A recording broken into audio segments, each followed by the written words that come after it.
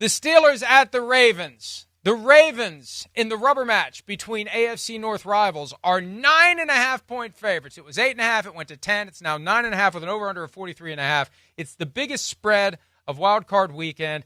I am 13-4 straight up, 9-7-1 against the spread, involving my second favorite team this season. They are limping into the playoffs with 4 straight losses. A loss on Saturday night would obviously result in 5 in a row to end the season. This is a big game. And, Chris, I may have said this earlier. I don't know if I said it during a break or on the air. I'm going to be paying close attention to whichever team loses this game on Saturday night, because there's at least a possibility of something going down with either head coach of the team that loses. Last year, there was talk about maybe Mike Tomlin ready to move on, and they loaded it up for one more year or more. Maybe it was just one more year if they can't win in the playoffs again.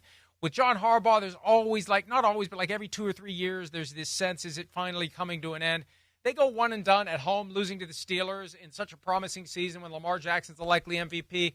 Who knows? Who knows? Just whoever loses this game is going to be in disarray. That raises the stakes, despite the spread, because the Steelers could still win this. That's where I struggle. You get these two teams in a street fight, I don't care about the spread. The Steelers could pull off the victory. I don't disagree. I mean, it's to me probably the worst matchup for the Ravens, or the one they least likely wanted to see because of the things you said. They're familiar with them. They know how they operate. They're not in awe or in shock of Lamar Jackson. They've been on the field and seen that and been a part of that experience before. So all of that stuff, they know some of the tricks of what Baltimore does on defense and how John Harbaugh operates in certain situations and all that. That's why you don't like it if you're the Ravens. Certainly not. Let alone, it's scary. Yeah, it's scary. They got guys we know on the edge, Herbig, of course, T.J. Watt, Highsmith, who can make game-changing plays. They're the type of guys that can sneak up on Lamar and strip sack, fumble him, or tip a ball in the air like Cam Hayward does so much, and the ball pops up in the air, interception. We saw him do that last week against Joe Burrow. So that's what's scary about the Steelers, is they have that playmaking renegade-type style on the defensive side of the ball. The other part of it is that it's still not a Ravens awesome defense, right? It's been a lot better, but we also saw Pittsburgh wasn't shut down by them by the last matchup. Again, let's not forget, Russell Wilson fumbled on the 3-yard line going into score, and they were about to go up 14-7. It was a 14-point swing, because then Baltimore went down on a 96-yard drive and scored a touchdown to go up 14-7. That was a big part of the game. And there was no George Pickens in that game.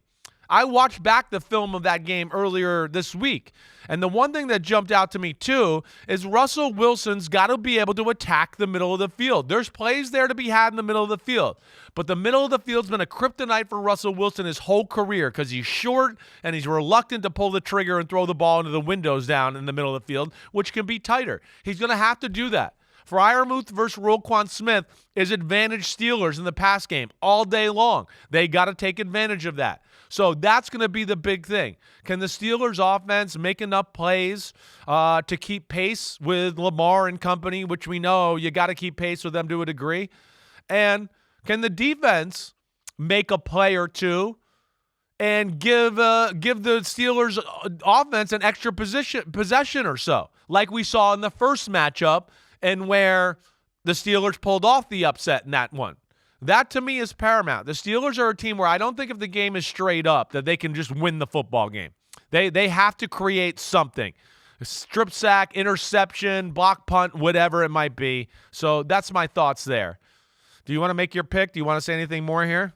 Well, no, I look at it very simply. The Steelers have a knack for making, in the games they win, right, the big games they win. Yeah. There'll be a special teams play. That's right. There'll be a turnover. Right. There'll be something where they just rise to the occasion and bend reality in their favor. And we see it time and again. And the thing that fascinates me, we talked about this a little bit during PFT Live today when we did the underdog quarterback confidence draft. Russell Wilson has a history of thriving in the postseason. Lamar Jackson has a history of failing in the postseason. And when Lamar Jackson tries to talk his way out of his history, he only puts more pressure on himself. When he comes out and says, I feel more nervous, I feel more antsy in the postseason, but I'm past that now. No, you're not. No, you're not. Because when you go out there for the first drive of a game that is win or go home, when you're favored by 9.5 points, you will feel the pressure. Oh, yes, you will. Now, how will you deal with it? That remains to be seen. But the pressure only increases until you change the narrative. The pressure on you arising from the existing narrative only gets stronger and stronger. That's where I'm torn on this, because I could see Russell Wilson not fumbling at the 3-yard line, not throwing a pick six to Marlon Humphrey. Right. I could see Lamar Jackson, something screwy happening there, and missed field goal by Justin Tucker. I just think, and this reminds me, and I think we said this earlier in the week as well, when Dan Campbell said to Kevin O'Connor after the Sunday night game, maybe we'll see in a couple weeks, the pressure's all going to be on the Lions if there's a rematch there. The pressure's all on the Ravens. At home, 9.5-point favorites, 34-17, a misleading final score. It was 17 all late in the second half. I'm not ready to pick the Steelers. I can't do it. I thought about it. I can't do it. I'm going to split the baby here. 27-23, although I think if the Ravens win, they'll cover. And if the Steelers cover, they'll win. I'm taking one or the other here. Ravens win, Steelers cover, because I really couldn't go all in with one or the other. Yeah, all right. Well, it just sounds like you're a chicken, but that's expected. I'm going to go with the Ravens. I think the Ravens are going to whoop that ass. I do. The Steelers are done. 4 in a row. They got their ass whooped 3 weeks in a row, and then, okay, put up a fight against the Bengals, who have one of the worst defenses in football, and they did make a few plays, right? I didn't like the look of how Pittsburgh's defense just got absolutely ran over by Derrick Henry the first time. Lamar made a uncharacteristic interception in the red zone because Rashad Bateman stopped. I'm going to say I'm like with what your first thought was. I think the Ravens are going to come out on fire here. I think it's going to be the kind of game where it's like 35-7, and the Steelers are going to like maybe score 2 later touchdowns to make it look respectable. I'm going to go 35-20 Ravens. Okay, first of all, can we clip what he said at the beginning about the Ravens are going to whoop that ass and the Steelers are done, and post it with @Coach Tomlin? Can you please do that? Second of all, if that happens, is @Coach Tomlin gone next year? If they get blown out by the Ravens to cap a 5-game losing streak, extend a postseason winless streak that dates back to 2016, is he back? It'll be dicey. It'll be definitely dicey. I think like you said, I kind of agree with your thought. If Harbaugh and them get upset here, I think it could be trouble because they just haven't reached the potential of this football team. And, yeah, if Tomlin and company lose like that, yeah, I think there's going to be a lot of people that are calling for his head in a big way. Man, I don't know what will happen there. That's going to be crazy, actually, if you think about it. It really is. High-stakes game. Yeah. High-stakes game Yeah. between two bitter rivals. Worth your time and effort to watch it.